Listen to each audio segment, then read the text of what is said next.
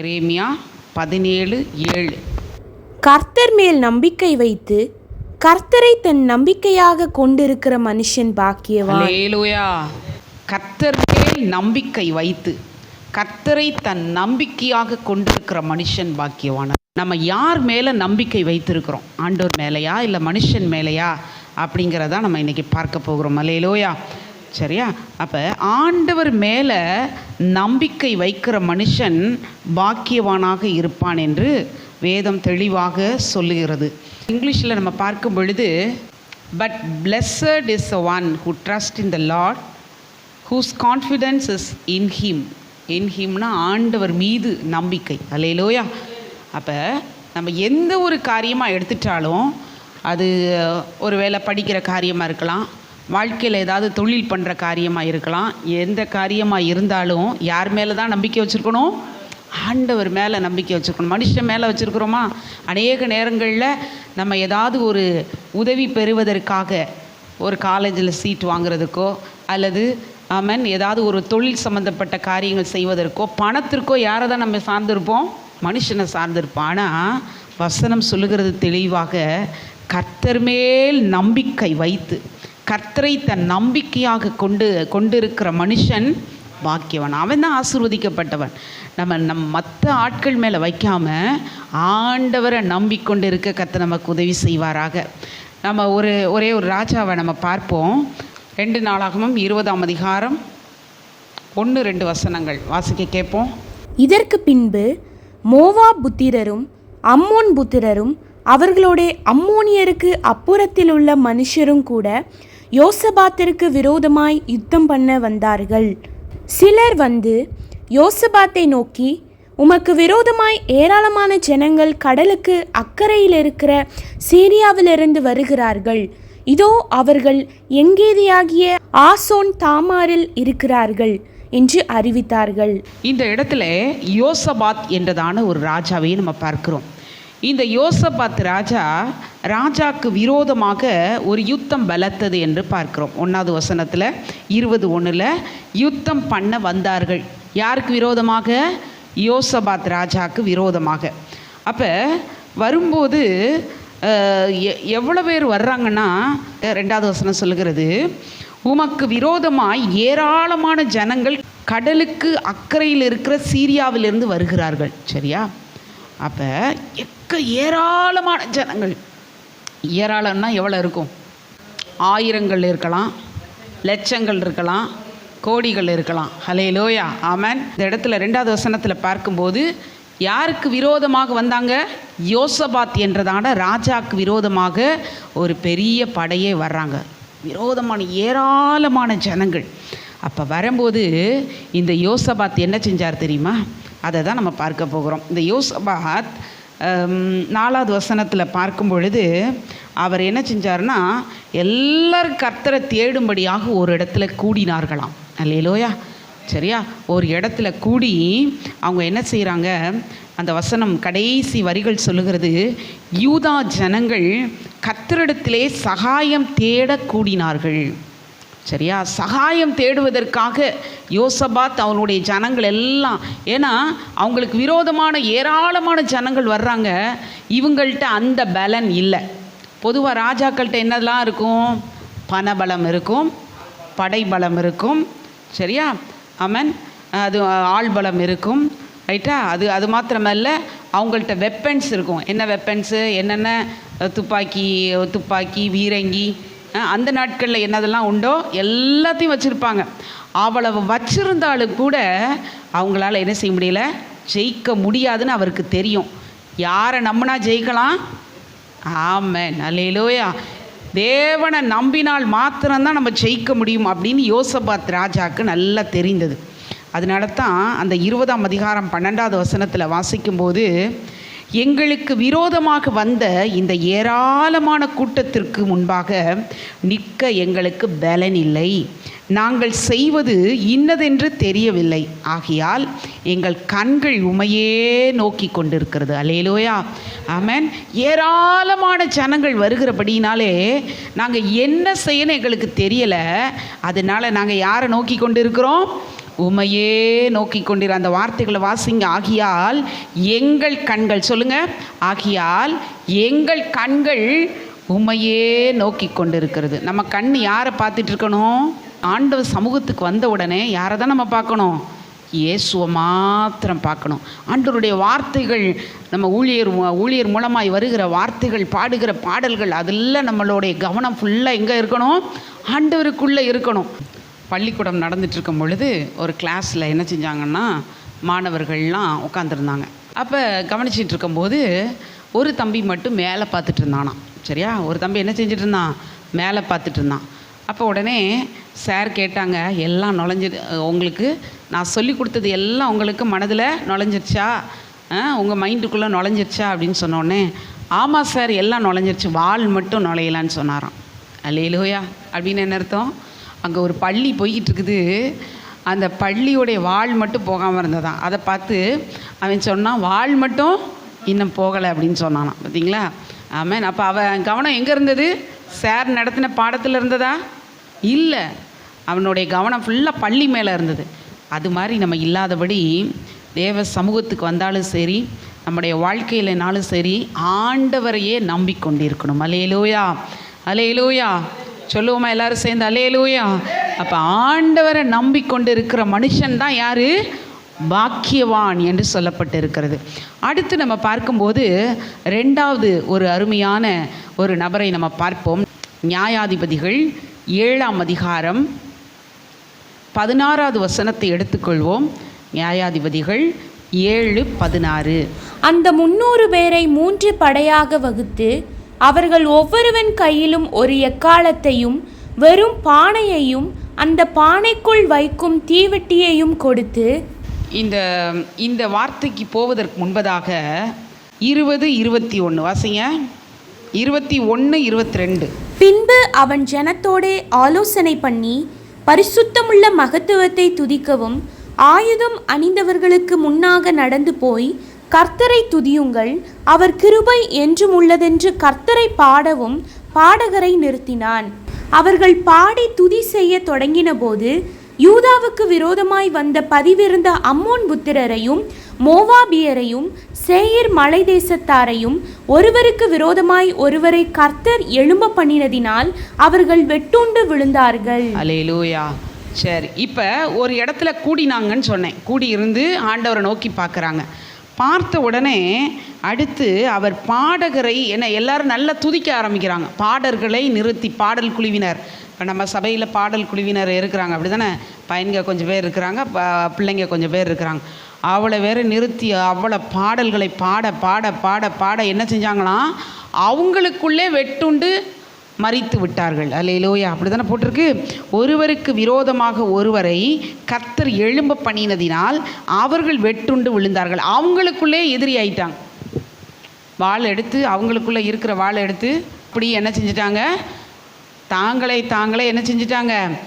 ஆமாம், அவங்களுக்குள்ளேயே, அவங்க ஒரே ஆட்கள் தான், ஆனால் ஒரே ஆட்களுக்குள்ளே என்ன செஞ்சிட்டாங்க? அவங்களுக்குள்ளே வெட்டுண்டு மடிந்து போனார்கள் என்று சொல்லி பார்க்கிறோம். அப்போ இந்த யோசபாத் மன்னன் தன்னுடைய பண பலத்தையோ புய பலத்தையோ எதையும் நம்பாமல் கர்த்தரை நம்பினதுனால அந்த இடத்துல ஒரு பெரிய வெற்றி கிடைத்தது. அல்லேலூயா. ஒரு பெரிய வெற்றி கிடைத்தது பாருங்க. ஆமென். அவங்க ஏராளமான ஜனங்களாக இருக்கலாம். ஆமென். அவங்கள்ட்ட எல்லா பலமும் இருக்கலாம். ஆனால் கர்த்தர் நம்மோட இருந்துட்டா போதும், நம்ம அவர் மேலே நம்பிக்கை வச்சுட்டா போதும், கட்டாயம் நமக்கு தான். யாருக்கு தான் வெற்றி? நமக்கு தான் வெற்றி. அல்லேலூயா. எனக்கு தான் வெற்றி. சொல்லுங்கள், எனக்கு தான் வெற்றி. ரைட். ஆமென். அப்போ யோசபாத் மன்னன் எப்படி கர்த்தரை நம்பிக்கையாக இருந்தபடினாலே அவர் வெற்றி பெற்றுக்கொண்டாரோ, அதே போல் நாமும் என்ன செய்யணும்? ஆண்டவரையே நம்பி இருக்கணும். அல்லேலூயா. ரெண்டாவதாக இந்த கிதியோனை குறித்து நம்ம வாசிக்கிறோம். நியாயாதிபதிகள் 7ஆம் அதிகாரம் 16வது வசனத்தில், அந்த 300 பேரை 3 படையாக வகுத்து அவர்கள் ஒவ்வொருவன் கையிலும் ஒரு எக்காளத்தையும் வெறும் பானையையும் அந்த பானைக்குள் வைக்கும் தீவெட்டியும் கொடுத்து. ஆமென். இந்த இடத்துல கிதியோனுக்கு விரோதமான பெரிய படை வருகிறது. அப்போ இந்த கிதியோன் செய்கிற காரியம், ஆண்டவர் சமூகத்துக்கு போகிறாரு. ஆண்டவர் சமூகத்துக்கு போன உடனே ஆண்டவர் சில ஆலோசனைகளை கொடுக்குறார். என்ன ஆலோசனை கொடுத்தாருன்னா, 300 பேரை நீ தெரிந்து கொள், 100 பேரா 3 படையாக வைத்துக்கோ. 100 பேர் இந்த பக்கம், அடுத்து 100 பேர், அடுத்து 100 பேர் வைத்து 100 பேர் 100 பேர் என்ன செய்யணும், 100 பேர் கையில் பானையை கொடுத்துரு. அடுத்த 100 பேர் கையில் தீவெட்டி, சரியா, பானைக்குள்ளே வைக்கிறதான தீவெட்டி. இன்னொரு 100 பேர் கையில் எக்காலம், சரியா. இந்த 3ஐயும் இந்த 100 பேருக்கு 300 பேருக்கு கொடுத்துரு அப்படின்னு சொல்லிட்டு சொல்கிறார். அப்போ கிதியோனின் அந்த அந்த வார்த்தையை வாசிங்க. கர்த்தருடைய பட்டயம் கிதியோனுடைய பட்டயம் என்று சத்தமிட்டு. அடுத்து என்ன சொல்லணும்னா, எதிரிகள் பக்கத்தில் வரும்போது கர்த்தருடைய பட்டயம் கிதியோனின் பட்டயம் சொல்லுங்க எல்லாரும் சேர்ந்து. கர்த்தருடைய பட்டயம் அப்படின்னா என்னது? பட்டயம் என்பது வாளை குறிக்குது, சரியா. அப்போ கிதியோனுடைய வாள் யாருடைய வாள்? கர்த்தருடைய வாள். கர்த்தரின் பட்டயம் கிதியோனின் பட்டயம்னு சொல்லி நீங்கள் சத்தமாக சொல்லும்போது நீங்கள் என்ன செய்யணும்? அவர் சொல்லிக் கொடுக்குறார், ஆண்டவர் தெளிவாக சொல்லிக் கொடுக்குறாரு எப்படி போர் செய்யணும்னு. அந்த வெறும் பானையை போட்டு டம்முன்னு என்ன செஞ்சணும்? போட்டு உடைக்கணும். உடைச்ச உடனே எக்காலத்தை முதல்ல என்ன செய்யணும்? ஊதணும். ஒரு குரூப் 100 பேர் எக்காலத்தை ஊதணும். அடுத்த நபர் என்ன செய்யணும்? பானை கீழே போட்டு உடைக்கணும். உடைச்ச உடனே தீவெட்டியை ஏந்தணும். அல்லேலூயா. 3 காரியம் செய்யணும். ஒன்று என்ன செய்யணும்? எக்காலத்தை ஊதணும். எக்காலத்தை ஊதுவாங்க 100 பேர். 100 பேர் ஊதின உடனே வெறும் பானை என்ன செஞ்சுருந்தாங்க? ஆமாம், வச்சுருக்காங்க. அதை டம்முன்னு போட்டு உடைக்கணும் எக்காலம் ஊதின உடனே. அடுத்தாப்பில் தீவெட்டி, பானைக்குள்ளே வைத்திருந்த அந்த தீவெட்டி எடுத்து பிடிக்கணும், சரியா. அப்போ எதிரிகள் என்ன செஞ்சிட்டாங்கன்னா, ஐயோ நம்ம பாளையத்திற்குள்ள எதிரிகள் வந்துட்டாங்க அப்படின்னு சொல்லிட்டு, ஆமென், இந்த கிதியோன் என்றதான எதிரிகள் குரூப்பாக வந்துட்டாங்க அப்படின்னு சொல்லிட்டு எழும்பி தூங்கிட்டு இருந்தவன் எழும்புனா பாருங்க. எழும்பி ஐயோ நம்ம எதிரிகள் தான் வந்துட்டாங்களான்னு எதிர்த்தாப்பில் தாம் பார்த்திய ஆட்களையே என்ன செஞ்சிட்டாங்க? கொண்டுட்டாங்க. அல்லேலூயா. அப்போ தாங்களே வெட்டுண்டு மடிந்து கொண்டார்கள் என்று சொல்லி பார்க்குறோம். அப்போ சில சமயங்களில் நம்ம நினைப்போம், ஆண்டவர் கொடுக்குற ஆலோசனை என்னடா இப்படி இருக்குது அப்படின்னு. யாராவது ஒரு போருக்கு போய் வெறும் பானையை தூக்கிட்டு போவாங்களா? இப்போ இருக்கக்கூடியதான நிறைய காரியங்கள் வந்துருச்சு. ஆனால் ஆண்டவர் சொல்கிறாரு, அந்த நாட்களில் பட்டயம் ஏந்தினவங்க தான் இருந்தாங்க. பட்டயம், ஈட்டி, குதிரையில் போய் அந்த மாதிரிலாம் பண்ணினாங்க. ஆனால் இந்த இடத்துல பார்க்கும்போது ஆண்டவர் அவர்களுக்கு கொடுத்ததான ஒரு ஆலோசனை, நீ என்ன செய், பானையை எடுத்துக்கோ, எக்காலத்தை எடுத்துக்கோ, தீவெட்டி எடுத்துக்கோ. ஆனால் அதில் வெற்றி கிடைத்ததா இல்லையா? ஆமென். அவங்களுக்குள்ளே இவங்க போய் போரே செய்யலை. இவங்க போய் அவங்களுக்குள்ளே ஐயோ பாளையத்திற்குள்ளே எதிரிகள் வந்துட்டாங்க போல் அப்படின்னு நினச்சிட்டு நல்லா தூங்கின ஆளை திடீர்னு எழுப்பிவிட்டா எப்படி இருக்கும்? பயந்துருவாங்க. ஐயோ வந்துட்டாங்க போலன்னு எதிர்த்தாப்பில் நிற்கிறது அவன் ஆளுன்னு தெரியாமல் அவன் என்ன செஞ்சிட்டான்? சொருகிட்டான். அல்லேலூயா. ஆமென். இந்த நல்ல அருமையான வேளையிலும் கூட நம்ம யாரை தான் நம்பியிருக்கணும்? கர்த்தரையே நம்பியிருந்தோன்னா கர்த்தர் நமக்கு வெற்றி கொடுக்கிற தேவனாக. இந்த 2 காரியங்களை குறித்து நம்ம பார்க்கும்போது கர்த்தரை அவர்கள் நம்பினபடியினாலே நல்ல ஒரு வெற்றி கிடைத்ததை பார்க்கிறோம். சரி, இந்த கர்த்தரை நம்புகிறவர்களுக்கு கிடைக்கிற ஆசீர்வாதங்கள் என்னன்னு பார்க்க போகிறோம். ஆண்டவரை நம்பினா என்ன ஆசீர்வாதம் கிடைக்கும்? எல்லாமே கிடைக்கும். சரி, நம்ம என்ன ஆசீர்வாதம்லாம் கிடைக்கும் நம்ம பார்க்க போகிறோம். சங்கீதம் 37ஆம் அதிகாரம் 5வது வசனத்தை எடுத்து வாசிப்போம். சங்கீதம் 37:5. உன் வழியை கர்த்தருக்கு ஒப்புவித்து அவர் மேல் நம்பிக்கையாயிரு, அவரே காரியத்தை வாய்க்க பண்ணுவார். அல்லேலூயா. நம்ம என்ன செய்யணும்னா, நம்முடைய வழிகள் எல்லாம் கர்த்தருக்கு ஒப்புவித்து, அல்லேலூயா, ஆண்டவர் மேலே நம்பிக்கை வச்சுருக்கிறவங்க என்ன செய்வாங்க?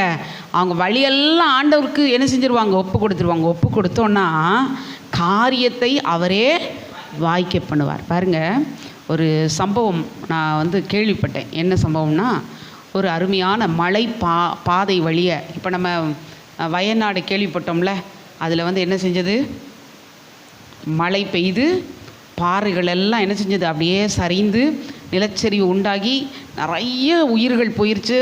அது மாத்திரமல்ல, எல்லாம் புதையுண்டு போயிருக்கிறாங்க. இன்னும் பார்த்துட்டே இருக்கிறாங்க. பல நாட்கள் ஆயிடுச்சு, பல வாரங்கள் ஆயிடுச்சு, இன்னும் பார்த்துக்கிட்டே இருக்கிறாங்க. அப்போ அப்படிப்பட்ட சூழ்நிலையில் பாருங்கள், ஒரு மலை பாதையில் ஒரு நபர் பிரயாணப்பட்டு நடந்து போய்கிட்டு இருக்கிறார். அவர் ஊழியங்கள்லாம் முடித்து விட்டு என்ன செஞ்சாருன்னா அதில் நடந்து போய்கிட்டு இருந்தார். நடந்து போய்கிட்டு இருக்கும்போது திடீர்னு இருட்டிருச்சுன்னா மலைப்பாதையில் நடக்க முடியுமா? நடக்க முடியாது. மலைப்பாதையில் நடக்க முடியுமா? ஒத்தடி பாதை மாதிரி இருக்கும். அதுக்குள்ளே நம்ம என்ன செய்ய முடியாது? நடந்து போக முடியாது. அப்போ அவர் இருட்டின உடனே அவர் அப்படியே கால் பிறண்டு என்ன செஞ்சிட்டாருன்னா ஒரு பள்ளத்துக்குள்ளே போயிட்டார். அவருக்கு அந்த வழி தெரியாமல் கீழே விழுந்துட்டார். கீழே விழுந்த உடனே திடீர்னு பார்த்தா அதில் ஒரு மரம் இருந்தது. மரத்தில் ஒரு கிளை பக்கத்தில் பிடிக்கிற மாதிரி ஒரு கிளை இருந்தது. அந்த கிளையை என்ன செஞ்சிட்டாரு, பிடிச்சிக்கிட்டு ஆண்டவரே, நான் உம்முடைய பிள்ளை அல்லவா, நான் உமக்குன்னு ஊழியம் செஞ்சுட்டு வந்தேன் ஆண்டவரே, நான் இப்போ கீழே என்ன ஆயிடுச்சு, வழுகி கீழே விழுந்துட்டேனே, என்னை நீங்கள் தான் காப்பாற்றணும் அப்படின்னு உண்மை தான் நான் நம்பி இருக்கிறேன் அப்படின்னு சொல்லிட்டு ஆண்டவர் நோக்கி ஒரு ஜெபம் பண்ணாராம். அவர் இப்போ பிடிச்சிருக்குது ஒரு மரக்கிளை. இப்போ அதை விட்டுட்டோம்னா கீழே பார்க்குறாரு, ஆனால் இருட்டுக்குள்ளே ஒன்றும் தெரியலை, ரொம்ப பெரிய பள்ளமாக இருக்குது. அப்போ அந்த மலையில் பார்த்துட்டு ஆண்டவரே, நான் இதில் செத்துட்டேன்னா என்ன ஆயிரும், எலும்பு கூட மிஞ்சாது ஏசப்பா அப்படின்னு சொல்லிட்டு ஆண்டவரை நோக்கி ஜெபம் பண்ணுறார். ஜெபம் பண்ணோடனே ஆண்டவர் பேசுகிறார். ஆண்டவர், நீ அந்த மரத்து கிளைய விடு, என் மேலே நம்பிக்கை வச்சுருக்கிறேல்ல, மரத்து கிளைய என்ன செய், விடு அப்படின்னு சொல்கிறார். ஆனால் அவர் இல்லை ஆண்டவரே, நான் என்ன செஞ்சிருவேன், உள்ளே விழுந்து மரித்து போயிடுவேனே, இல்லைப்பா நீ விடுப்பா அப்படின்னு எவ்வளோ சொல்லி பார்த்தார். ஆனால் அவர் என்ன செய்யலை, விடுற மாதிரி. ஆண்டவர் மேலே நம்பிக்கை வச்சுருக்கிறா, எல்லாம் உண்டு. ஆனால் சூழ்நிலைகள் வரும்போது அவரால் நம்ப முடியலை. இந்த நேரத்தில் நான் கிளைய விட்டுட்டேன்னா உள்ள எவ்வளோ கீழே விழுகிறது மாத்திரமில்லை, உள்ள எத்தனையோ அடி பள்ளம், அதுக்குள்ளே போய் நான் விழுந்துருவேனே அப்படின்னு சொல்லிட்டு அவருக்கு பயம். அந்த மரக்கிளையை பிடிச்சிட்டே இருக்கிற கையெல்லாம் ரொம்ப காய்ச்சி போன மாதிரி ஆயிடுச்சு. ஏன்னா எவ்வளோ நேரம் தான் பிடிக்க முடியும், ஏன்னா எவ்வளோ சொல்லி பார்க்குறேன், விடுப்பா அப்படின்னு. நான் விடவே மாட்டேன். அப்புறமா எப்படா விடியும்னு பார்த்துட்டே இருக்கிறாரு. பார்த்தா கொஞ்சம் கொஞ்சமாக சூரியன் என்னாகுது, உதயமாகுது. உதயமான உடனே அப்படியே வெளிச்சம் தெரியுது. வெளிச்சம் தெரிஞ்ச உடனே அவர் பார்க்குறாரு. பார்த்தா கரெக்டாக ஒரு அடி தான், சரியா, ஒரு அடியில் தரை, ரைட்டா, அது இதுதான், ஆனால் பள்ளம் கிடையாது, தரை தான். அப்போ ஆண்டவர் சொல்லும்போது கேட்டிருக்கலாம்ல, கேட்டார் அவர், கேட்கல. அப்போ நம்ம வழிகள் எல்லாம் ஆண்டவருக்கு என்ன செஞ்சிடணும், ஒப்பு கொடுத்து, நீங்கள் பார்த்துக்கோங்க ஆண்டவரே அப்படின்னு சொல்லிட்டு அவர் ஒப்பு கொடுத்து ஊழியம் செஞ்சுட்டு தான் வந்தார். ஆனால் அவருக்கு நம்பிக்கை அந்த கிளையின் மேலே தான் இருந்தது, மரத்தின் கிளையின் மேலே தான் இருந்தது. ஆண்டவர் மேலே ஜோமன்னா கூட சில சமயங்களில் நம்ம நம்பிக்கை என்ன தான் இருக்குது, ஒன்று மனுஷன் மேலே, இல்லைன்னா பணத்தின் மேலே, இல்லைன்னா ஆட்கள் மேலே என்ன செய்யுது, அப்படிலாம் இருக்குது. அப்போ கொஞ்சம் அவர் விட்டுருந்தானா நைட்டு ஃபுல்லாக நிம்மதியாக தூங்கியிருக்கலாம், அங்கனையாவது படுத்து தூங்கியிருக்கலாம். ஆனால் அவர் என்ன செய்யலை, விடலை. நைட்டு ஃபுல்லாக கை வலி தாங்க முடியலை, கையெல்லாம் காய்ச்சி போயிடுச்சு.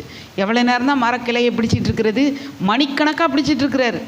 நீ விடுன்னு சொன்னால் விடலை. ஆண்டவருக்கே அவர் ஆலோசனை சொல்கிறார். ஏன்னா ஆண்டவரே, நான் என்ன செஞ்சிருவேன், கீழே விழுந்துருவேன் ஆண்டவரே, உயிர் போயிருமே ஆண்டவரேன்னு. ஆனால் பாருங்கள், அது ஒரு அடி தான், அது அழகாக விட்டுருந்தா என்ன செஞ்சுருக்கலாம், நைட்டு நிம்மதியாக உட்காந்து ஒரு இடத்துல நல்லா படுத்து தூங்கி இருந்திருக்கலாம். சரி, இப்படி அநேக நேரங்களில் நம்ம என்ன செஞ்சிடறோம், நம்ம ஆண்டவரை நம்பாமல் போயிடுறோம். ஆண்டவரை நம்புகிறோன்னு சொல்கிறோம், ஆனால் சூழ்நிலைகள் நிமித்தமாக சில சமயம் நம்பிக்கை இல்லாமல் போய் விடுகிறது. அப்போ நம்ம ஆண்டவரை நம்பினோன்னா காரியத்தை என்ன செய்வார், அவர் வாய்க்க பண்ணுகிற தேவனாக இருக்கிறார். ரெண்டாவதாக பார்க்கும்போது நீதிமொழிகள் 14ஆம் அதிகாரம் 32வது வசனத்தை எடுத்துக்கொள்வோம். துன்மார்க்கன் தன் தீமையிலே வாரிக்கொள்ளப்படுவான், நீதிமானோ தன் மரணத்திலே நம்பிக்கை உள்ளவன். அல்லேலூயா. சரியா, மரணம்ங்கிறது எல்லாருக்குமே பயம் உண்டாகும், அப்படி தானே? மரணம்னா பயம் இருக்குமா இல்லையா? நான் சொன்னேன் ஏற்கனவே, ஒரு நபர் அந்த கிளையை பிடிச்சிட்டு நின்னார், கீழே விழுந்துட்டுன்னா மரணமாயிருமே ஆண்டவரே அப்படின்னு. இப்போ மரணம் எல்லாருக்கும் பயம் இருக்கும். ஆனால் நீதிமானுக்கு, ஆண்டவரை நம்பி இருக்கிற நீதிமானுக்கு மரணம்ங்கிறது அது நம்பிக்கை உள்ளவன். சரியா, தன் மரணத்திலே அவன் நம்பிக்கை உள்ளவன். நீதிமான் எப்படிப்பட்டவனா, மரணத்தில் நம்பிக்கை உள்ளவனா. சில பேருக்கு மரணம்னாலே ஒரு பயம் உண்டாயிருக்கும். பல வருஷங்களுக்கு முன்பதாக நம்முடைய சபைக்கு வருகிறதான ஒரு நபருடைய அவங்களுடைய மாமா ரொம்ப வயசாயிருச்சு. அவர் மரணத்துக்கு நேராக மரணப்படுக்கையில் இருக்கிறாரு. மரணப்படுக்கையில் இருக்கும்போது அவருக்கு திடீர்னு பார்த்திங்கன்னா மரண பயம் வந்துருச்சு. ஐயோ, நம்ம மரணிக்க போகிறோமே அப்படின்னு சொல்லிட்டு. அப்போ அவருக்கு என்னென்னமோ இருட்டா, நல்லா கவனிங்க, பயங்கர இருட்டாக தெரியுது. யாரோ என்னென்னமோலாம் வந்த மாதிரி பயங்கரமான கருப்பு உருவங்கள்லாம் வர்ற மாதிரி தெரியுது. உடனே அவருக்கு ரொம்ப பயந்து போய் நைட்டெல்லாம் ஒரே அலறல். உடனே பாஸ்டர் கூப்பிட்டாங்க. அவங்க நம்ம சபைக்கு வர்றதுனால எங்கள் மாமாவுக்கு நீங்கள் ஜோமனை வாங்க, ரொம்ப மரண பயத்தில் இருக்கிறாங்க அப்படின்னு சொல்லிட்டு போய் அவங்களுக்கு தலையில் கையை வச்சு ஜோமனதுக்கப்புறம் அவருக்குள்ளே அந்த மரண பயம் போயிடுச்சு. அதுக்கப்புறம் கொஞ்ச நாள் கழித்து ஆண்டவர் அவரை எடுத்துக்கிட்டார், தன்னை முழுமையாக அர்ப்பணித்தார். ஆண்டவரே நான் உங்களோட பிள்ளை, ஆண்டவரே நான் பரலோகம் வரணும் அப்படின்னு சொன்ன உடனே அவருக்கு அந்த மரண பயம்லாம் இல்லை. பரலோகத்தில் நம்பிக்கை உள்ளவர்களுக்கு மரண பயம் இருக்காது. நீதிமான்கள் தங்கள் மரணத்தில் என்ன செய்வாங்களாம்? ஆமாம், நம்பிக்கை உள்ளவர்களாக இருப்பார்களாம். அதனால அவருக்கு மரண பயமே இல்லை. அப்போ தேவ பிள்ளைகளுக்கு ஒரு ஊழியக்காரனாக இருக்கலாம் அல்லது விசுவாசிகளாக இருக்கலாம், அவங்களுக்கு மரணம் சம்பவிக்கும் போது நம்ம இங்கே கண்ணை முன்னா நம்ம எங்கே இருப்போம்? பரலோகத்தில் இருப்போம், ஆண்டவரோடு இருப்போம், ஆண்டவரை தரிசிப்போம். அந்த நம்பிக்கை அவர்களுக்குள்ளே இருக்கும். அப்போ நமக்குள்ள மரண பயமே இருக்காது. அது மாத்திரமல்ல, 1 தெசலோனிக்கர் 4ஆம் அதிகாரம் 13வது வசனத்தில் நம்ம வாசிக்கும் போது நம்ம என்ன செய்யக்கூடாதான்? மற்றவர்களைப் போல துக்கித்து நம்ம அழக்கூடாது அப்படின்னு சொல்லிட்டு அறிவில்லாமல் இருக்கக்கூடாது என்று பவுல் சொல்லுகிறார். சரியா? மரணத்தை குறித்து மற்றவங்க என்ன செய்வாங்க? துக்கித்து அழுவாங்க. ஐயோ எங்கள் அப்பா போயிட்டாங்களே, அம்மா போயிட்டாங்களே, கணவர் போயிட்டாரே, மனைவி போயிட்டாங்களே, பிள்ளைங்க போயிட்டாங்களேன்னு என்ன செய்வாங்க? துக்கித்து அழுவாங்க. ஆனால் நம்ம என்ன செய்யக்கூடாது? துக்கித்து அழக்கூடாது என்று சொல்லி வேதம் சொல்லுகிறது. ஆனால் நம்ம என்ன செய்ய போகிறோம்? ஒரு நாள் மத்திய ஆகாயத்தில் எல்லாரையும் நம்ம பார்க்க போகிறோம். யாரெல்லாம் நம்ம இழந்தோமோ அவங்க கிறிஸ்துவுக்குள்ளே மரித்து அவங்களாம் என்ன செய்வாங்க? முதலாவதாக எழுந்திருப்பார்கள், அவர்கள் தேவனோடு இருப்பார்கள். அவர்களெல்லாம் நம்ம போய் என்ன செய்ய போகிறோம்? சந்திக்க போகிறோம். அதனால் நம்ம என்ன செய்யக்கூடாதுன்னா, மற்றவங்களை மாதிரி துக்கித்து என்ன செய்யக்கூடாது? அழக்கூடாது. அப்போ நீதிமான்கள் மரணத்திலே நம்பிக்கை உள்ளவர்கள். 3ஆவதாக பார்க்கும்போது எபிரெயர் 3ஆம் அதிகாரம் 14வது வசனத்தை எடுத்துக்கோங்க. எபிரெயர் 3ஆம் அதிகாரம் 14வது வசனம். நாம் ஆரம்பத்திலே கொண்ட நம்பிக்கையை முடிவு பரியந்தம் உறுதியாய் பற்றி கொண்டிருப்போமாகில் கிறிஸ்துவினிடத்தில் பங்குள்ளவர்களாயிருப்போம். அல்லேலூயா. அப்போ ஆண்டவர் மீது நம்ம நம்பிக்கை வைத்திருந்தோம்னா முடிவு பரியந்தம் உறுதியாய் நம்ம பற்றி கொண்டு இருப்போமானால் நாம் பங்குள்ளவர்கள். அடுத்த ஆசீர்வாதம் என்னது? ஆண்டவருக்கு நம்ம என்னது? அந்த வசனத்தை மறுபடியும் வாசிப்போம். நாம் ஆரம்பத்திலே கொண்ட நம்பிக்கையை முடிவு பரியந்தம் உறுதியாய் பற்றி கொண்டிருப்போமானால் கிறிஸ்துவினிடத்தில் பங்குள்ளவர்களாக இருப்போம். கிறிஸ்துவுக்குள்ளே நமக்கு ஒரு பங்கு ஆண்டவர் வைத்திருக்கிறார். நம்மெல்லாம் உலகத்தில் என்ன செய்கிறோம்? பங்கு கேட்டுக்கிட்டு இருக்கோம், அப்படி தானே? பங்கு இல்லைன்னா நமக்கு பிரச்சனையே கிடையாது, கர்த்தரே பங்குன்னு விட்டுருவோம். ஆனால் பங்குள்ளவர்களாக இருந்தாலும் நம்ம கிறிஸ்துவுக்குள்ளே நம்ம என்ன செய்யணும்? ஆமென். அந்த வசனம் சொல்லுகிறது, கிறிஸ்துவினிடத்தில் பங்குள்ளவர்களாக இருப்போம்.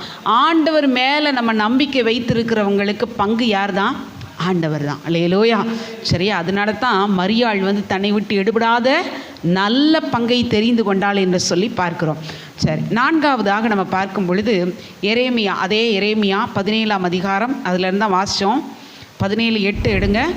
அவன் தண்ணீர் அண்டையில் நாட்டப்பட்டதும் கால்வாய் ஓரமாக தன் வேர்களை விடுகிறதும் உஷ்ணம் வருகிறதை காணாமல் இலை பச்சையாய் இருக்கிறதும் மழைத்தாழ்ச்சியான வருஷத்திலும் வருத்தமின்றி தப்பாமல் கனி கொடுக்கிறதுமான மரத்தை போல் இருப்பான். 8வது வசனத்தில் வாசிக்கும் போது இலை பச்சையாக இருக்கும். ஆண்டவர் மீது நம்பிக்கை வைக்கிறவங்க எப்படி இருப்பாங்க? பச்சையான ஒலிவ மரத்தை போல இருப்பார்கள் என்று வேதம் சொல்கிறது. அந்த பசுமை, சரியா? நம்ம சுற்றி இப்போ மரங்கள் பார்க்கும்போது அப்பப்போ மழை பெய்யறதுனால என்னது? நல்ல தண்ணி நீங்கள் ஊற்றுறதுனால அந்த செடி பச்சையாக இருக்குது. இதுக்கு முன்னாடி இருந்த அந்த தொட்டிலாம் பார்த்தீங்களா? தண்ணி ஊற்றாமல் காஞ்சு போயிருந்தது. அப்போ ஆண்டவர் மீது நம்பிக்கை வைத்திருக்கிறவங்களுடைய வாழ்க்கை எப்படி இருக்கும்? நல்ல பசுமையாக இருக்கும். அல்லேலூயா. பசுமையாக இருந்தால் நல்லா இருக்குமா? காஞ்சா நல்லா இருக்குமா? காஞ்சா என்ன செய்யலாம்? எரிக்கிறதுக்கு மட்டும்தான் உதவும். பசுமையாக இருந்ததுன்னா அது நல்லா கனி கொடுக்கும், நல்லா இருக்கும் இல்லையா? அடுத்து என்னதான் அதே வசனத்தில் பார்க்குறோம், அந்த மரம் கனி கொடுக்கிற ஒரு மரமாக இருக்கும். அல்லேலூயா. நல்ல கனி கொடுக்கும். ஆப்பிள்னால் நல்ல ஆப்பிள் மரத்தில் என்னது பார்க்கலாம்? ஆப்பிள் கனியை பார்க்கலாம். சரியா? அப்போ நல்ல கனி கொடுக்குற மரமாக நம்ம இருப்போம். ஆண்டவர் மேலே நீங்கள் நம்பிக்கை வச்சிங்கன்னா இலை பசுமையாக இருக்கும், நல்ல கனி கொடுக்கிறவர்களாக இருப்போம். 5ஆவதாக பார்க்கும்போது சங்கீதம் 146 5வது வசனம். சங்கீதம் 146 5. யாக்கோபின் தேவனை தன் துணையாக கொண்டிருந்து தன் தேவனாகிய கர்த்தர் மேல் நம்பிக்கையை வைக்கிறவன் பாக்கியவான். அல்லேலூயா. அந்த எரேமியா 17:7லையும் அதே மாதிரி சங்கீதம் 146 5லையும் ஒரே மாதிரி வார்த்தைகளை நம்ம பார்க்க முடிகிறது. அப்போ ஆண்டவரை நம்பிக்கையாக கொண்டிருக்கிறவர்கள் பாக்கியவான்கள் யார்? ஆசீர்வதிக்கப்பட்டவர்கள். அல்லேலூயா. அப்போ ஆண்டவரை நம்பிக்கையாக கொண்டு இருக்கிற மனுஷர்கள் அவங்க பாக்கியவான்களாக இருக்கிறாங்க, அவங்க ஆசீர்வதிக்கப்பட்டவர்களாக இருக்கிறார்கள். சரியா? நான் ஒரு 5 காரியம் சொன்னேன். 1, ஆண்டவரன் மேலே நம்பிக்கை வச்சுருந்தா காரியத்தை வாய்க்க பண்ணுவார். 2வது, மரணத்திலே என்ன செய்வாங்க? நம்பிக்கை உள்ளவர்களாக இருப்பார்கள். 3வது, அவருடைய பங்குள்ளவர்களாக, கிறிஸ்துவுக்குள் பங்குள்ளவர்களாக இருப்பார்கள். 4வது, இலை பச்சையாக இருக்கும், கனி கொடுக்கிறவர்களாக இருப்பார்கள். 5வது, பாக்கியவான்களாக இருப்பார்கள், ஆசீர்வதிக்கப்பட்டவர்களாக இருப்பார்கள். அல்லேலூயா. ஆமென். அப்படியே நம்ம கண்களை மூடி ஆண்டவர் சமூகத்தில் செபிக்க போகிறோம்.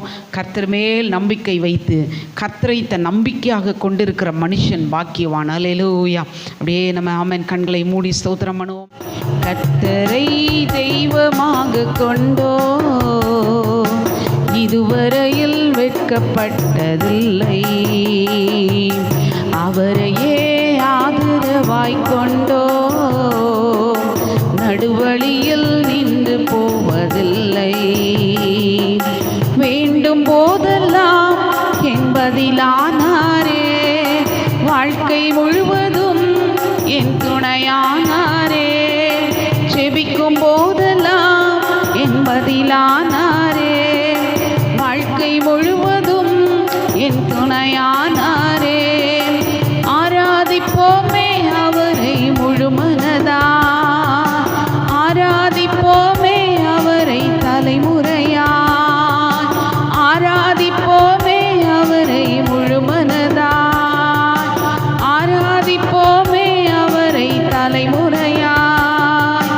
கர்த்தரை தெய்வமாக கொண்டோ இதுவரையில் வெட்கப்பட்டதில்லை, அவரையே ஆதரவாய் கொண்டோ நடுவழியில் நின்று போவதில்லை. வெறுமையானதை முன்னறிந்ததா தேடி வந்து என் படகில் ஏறிக்கொண்டாரே. வெறுமையானதை முன்னறிந்ததால் தேடி வந்து என் படகு ஏறிக்கொண்டாரே. இரவு முழுவதும் பிரயாசப்பட்டும் நிரம்பாத என் படகை நிரப்பிவிட்டாரே. இரவு முழுவதும் பிரயாசப்பட்டும் நிரம்பாத என் படகை நிரப்பிவிட்டாரே. முழுமனதாய் ஆராதிப்போமே அவரை தலைமுறையாய், ஆராதிப்போமே அவரை முழுமனதாய், ஆராதிப்போமே அவரை தலைமுறையாய். கர்த்தரை தெய்வமாக கொண்டோ